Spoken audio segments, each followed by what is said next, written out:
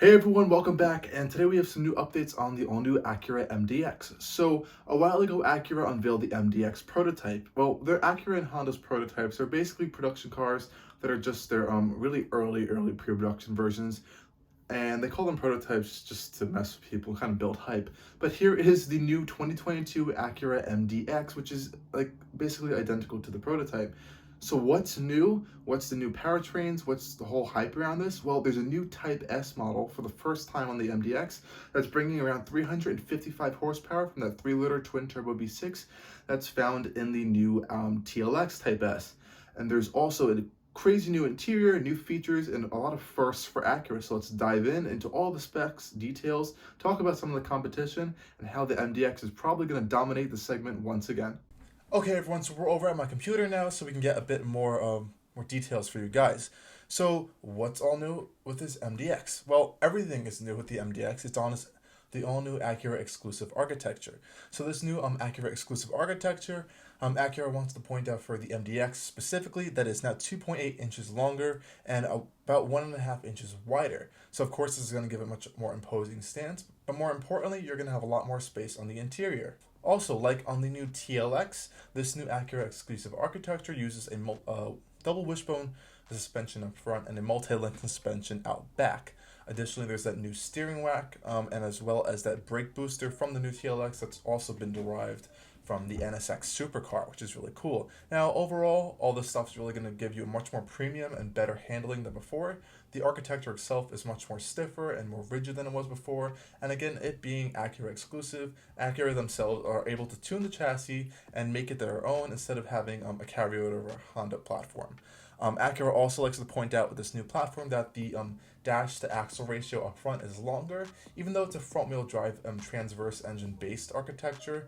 Normally those are characterized by a much more stubby overhang design front end. They try to give it that rear-wheel drive proportion look, even though it's not a rear-wheel drive architecture. So that's one nice thing to point out there. Now talking on the exterior design. So there's a few different things going on here. There's going to be 3 packages really on the exterior that you can get. There's the regular simple design on the exterior.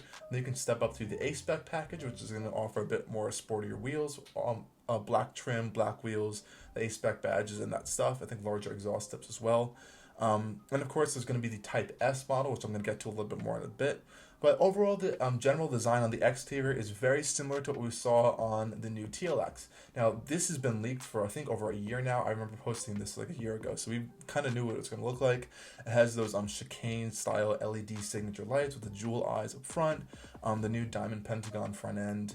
And overall, I think it looks really clean. From these new images Acura has shown and the new videos from the B-roll, I think it looks really good, actually, especially in the segment. Very crisp and clean design, which is going to go over very well with buyers.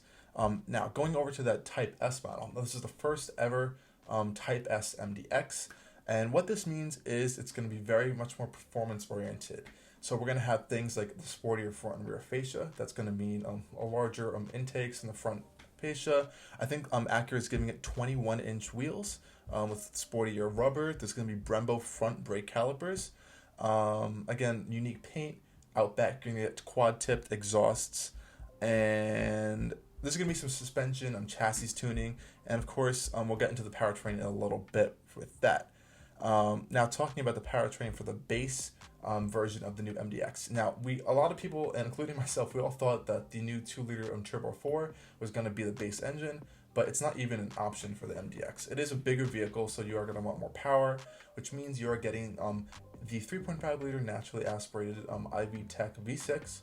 Now it's making 290 horsepower and 267 pound-feet of torque in the base configuration.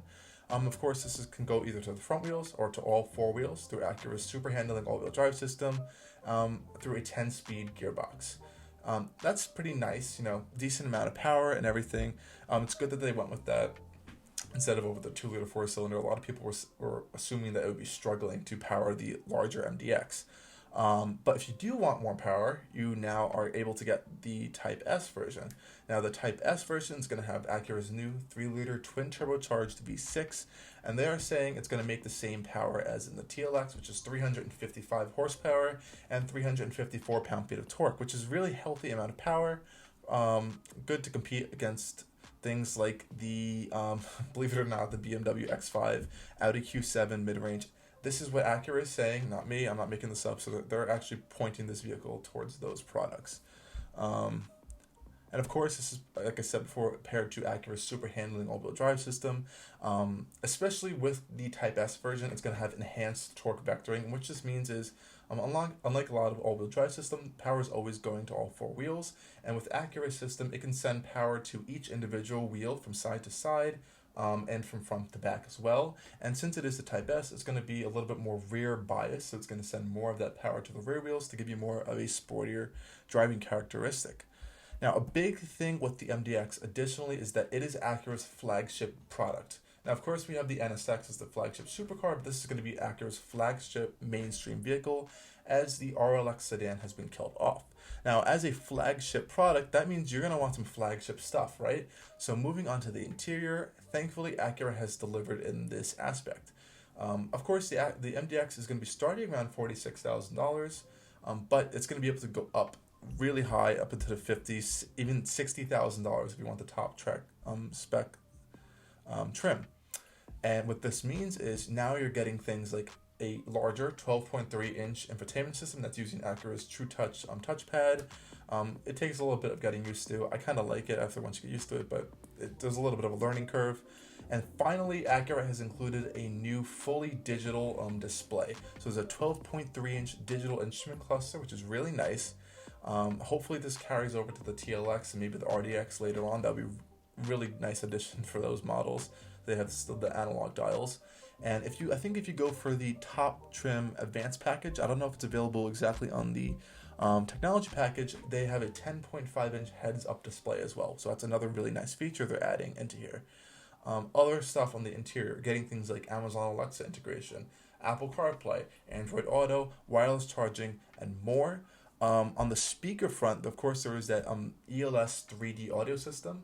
Now, in the MDX, you can get up to, I think, 16 speakers. But if you go for the Type S, you're actually going to get a 25 speaker system, which is super powerful. I think it's 1,000 watts. Really impressive. And so far, everyone's been really impressed with this ELS 3D audio system and the new TLX. So I'm sure it's going to impress here as well.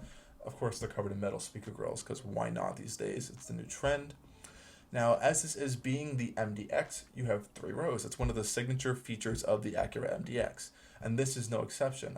But of course, now we have more room as the wheelbase has been extended. So you can have either full 7 passengers with both the second row of 3 seats and the 2 rows in the back. The 2 seats in the back, I'm sorry. Or you can have captain chairs in the middle, and you can have a total of 6 passengers.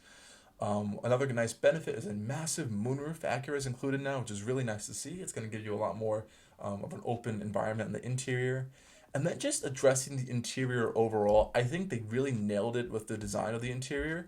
They really stepped it up a notch. And I like how they included the LED ambient lighting throughout the entire interior. As you can see on the colors, I'm going to put right there. And the materials and qualities, just from looking at it right now, it looks pretty impressive. We can see like leather stitching across on the dash. It looks like real metal, real wood. I like how all the buttons are illuminated and not like blank. And I think the overall layout is much nicer than in the TLX. It looks a little bit more cramped and on top of each other. Here you have much more space because you're on an SUV. So they kind of stretch the dash out a little bit. It's a little bit wider, more beefier and bulkier.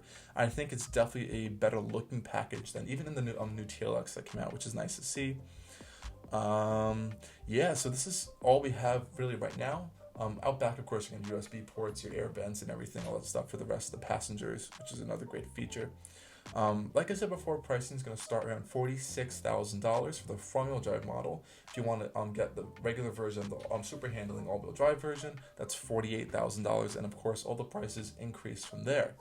Now, you may be saying, what does the MDX really compete with? Now, the MDX is in that luxury crossover segment, believe it or not. So I personally consider its main competitors is the Infiniti QX60 and the Lexus RX. Those are its main competition. And as they stand right now, this thing blows them out of the water completely. We do know there is a new Infiniti QX60 coming out that's actually pretty impressive from the spy images that we've seen.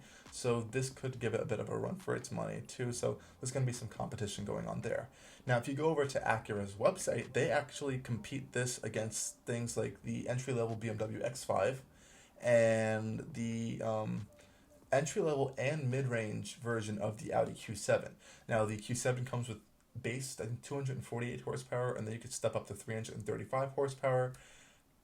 And the X5 starts around 335 horsepower. And the most powerful version of the RX, if you're wondering, is 308 horsepower in the RX 450 hybrid.